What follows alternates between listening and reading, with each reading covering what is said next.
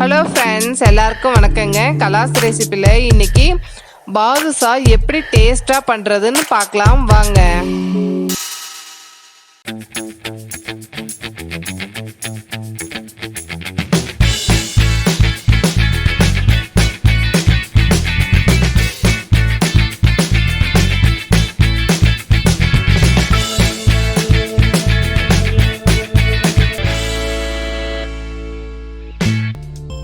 இன்னைக்கு ஒரு கப்பு மாவுக்கு பாதுஷா செய்ய போகிறோம்.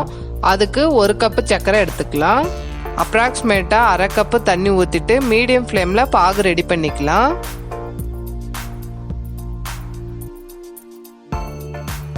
சர்க்கரை பாகு கொஞ்சம் கெட்டியான உடனே தட்டி வச்சிருக்க 2 ஏலக்காவும் ஒரு பிஞ்சு ஃபுட் கலரும் சேர்த்து நல்லா கலந்து விட்டுக்கோங்க. பாருங்க, ஒரு கம்பி பதம் வந்துருச்சு. இப்போ ஸ்டவ் ஆஃப் பண்ணிடுங்க. பாகு இது கொஞ்சம் முன்னாடியே கூட ஸ்டாப் பண்ணலாங்க. ஆனால் அதிகமாக விட்டிங்கன்னா பாகு பாதுஷால இறங்காது. ஒரு கப்பு மைதா மாவு, இது அப்ராக்சிமேட்டாக 125 கிராம். ஒரு பிஞ்சு பேக்கிங் சோடா,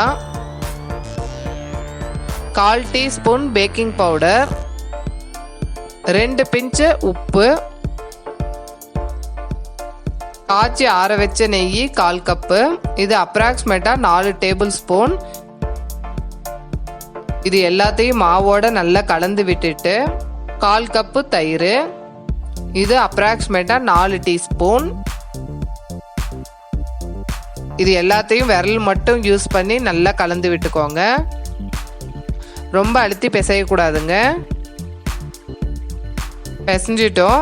இது 5 நிமிஷம் அப்படியே மூடி வச்சிடலாம். 5 நிமிஷம் ஆயிடுச்சு. மாவு இந்த மாதிரி விரிச்சு விட்டுட்டு ஒரு பாதுஷா செய்யற அளவுக்கு மாவு எடுத்துக்கலாம். இதை நல்லா ரவுண்ட் பண்ணிட்டு விரலால ஒரு ஓட்டை போட்டுருங்க. அப்பதான் உள்ளார லேயர் லேயரா வரும். இது ரொம்ப இம்பார்ட்டன்டான டிப்ஸுங்க. ஓட்டை போடும்போது விரல ஸ்ட்ரைட்டா விட்டு அப்படியே மேலே எடுத்துருங்க. இதே மாதிரி எல்லாத்தையும் செஞ்சிடலாம். எண்ணெய் ரொம்ப சூடாக கூடாது. லைட்டாக ஹீட் ஆகும் போதே பொரிக்க ஸ்டார்ட் பண்ணிடலாம். எல்லாம் பொரிஞ்சு மேலே வந்த பிறகு லோல இருந்து மீடியம் ஃப்ளேமுக்கு மாற்றிக்கோங்க. பாருங்க, மேலே வந்துருச்சு. இப்போ திருப்பி போட்டுடலாம். ஃபுல்லாக ஓட்டை போடும்போது நடுவுலையும் நல்லா ஃப்ரை ஆகி லேயர் லேயராக வரும்.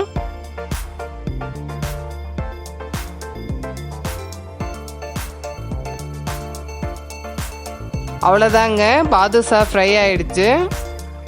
இது எல்லாத்தையும் சக்கரை பாகில் போட்டுட்டு 5 நிமிஷத்தில் வெளியே எடுத்துடலாம். ரொம்ப நேரம் சக்கரை பாகில் இருந்தால் நல்லா இருக்காது.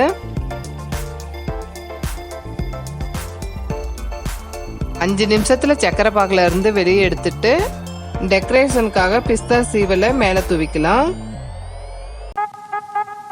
அவ்வளோதாங்க, டேஸ்டியான பாதுஷா ரெடி. இது உள்ளார லேயர் லேயரா சாப்பிடும்போது ரொம்ப டேஸ்டா இருக்குங்க. இது ட்ரை பண்ணி பார்த்துட்டு உங்களுடைய கமெண்ட்ஸை எனக்கு ஷேர் பண்ணுங்க.